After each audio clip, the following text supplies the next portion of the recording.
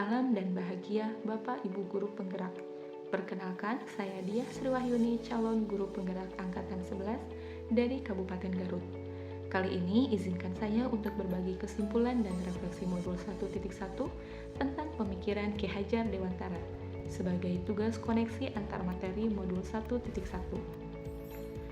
Ki Hajar Dewantara membedakan kata pendidikan dan pengajaran dalam memahami arti dan tujuan pendidikan. Menurut Ki Hajar Dewantara, pengajaran adalah bagian dari pendidikan. Pengajaran merupakan proses pendidikan dalam memberi ilmu atau berfaedah untuk kecakapan hidup anak secara lahir dan batin. Pendidikan memberi tuntunan terhadap segala kekuatan kodrat yang dimiliki anak agar ia mampu mencapai keselamatan dan kebahagiaan yang setinggi-tingginya, baik sebagai seorang manusia maupun sebagai anggota masyarakat. Pendidikan dan pengajaran merupakan usaha persiapan dan persediaan untuk segala kepentingan hidup manusia, baik dalam hidup bermasyarakat maupun hidup berbudaya dalam arti yang seluas-luasnya.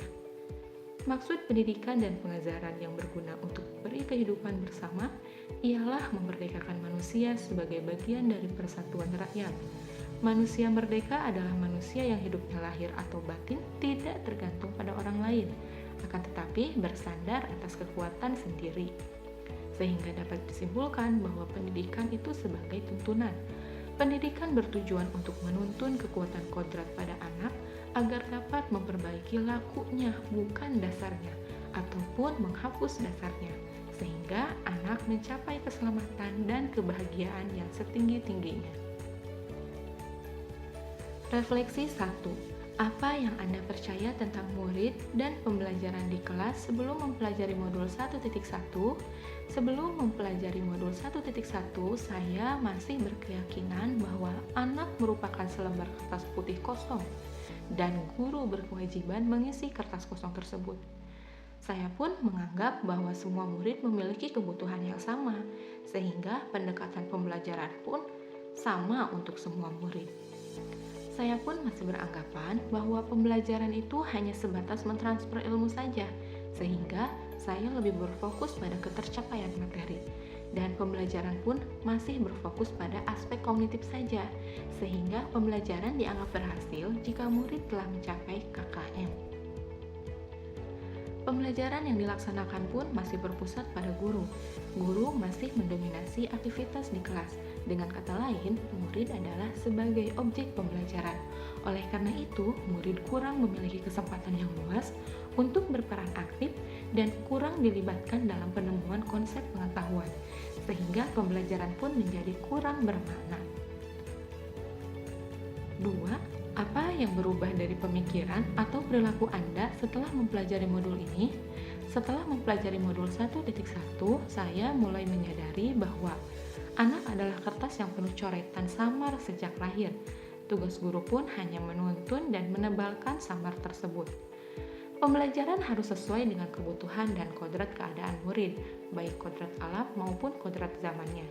Pembelajaran pun harus menuntun dan memerdekakan murid untuk dapat menumbuh kembangkan potensinya. Pembelajaran pun tidak hanya mencakup aspek kognitif saja, melainkan dengan afektif, psikomotor, spiritual, sosial, budaya, dan budi pekerti. Sehingga pembelajaran pun lebih holistik atau menyeluruh. Pembelajaran harus berpusat pada murid, sehingga murid mempunyai kebebasan untuk berkreasi dan berekspresi. Pembelajaran juga harus memberi ruang kepada murid untuk menemukan konsep pengetahuan sendiri, sehingga pembelajaran menjadi lebih bermakna. 3. Apa yang dapat segera Anda terapkan lebih baik agar kelas Anda mencerminkan pemikiran Ki Hajar Dewantara? Strategi yang akan saya terapkan di pembelajaran di kelas yaitu menerapkan merdeka belajar seperti bebas memilih cara belajar, bebas berkreasi dan berekspresi sehingga murid dengan leluasa dapat menunjukkan potensinya. Saya pun akan mempelajari, mengenali dan memahami karakter murid agar dapat memberikan pengajaran yang sesuai dengan kebutuhannya, serta merancang dan menerapkan strategi pembelajaran yang sesuai dengan kodrat keadaan yang tentunya relevan dengan konteks kebudayaan. Sekian dan pemaparan dari saya. Terima kasih. Wassalamualaikum warahmatullahi wabarakatuh.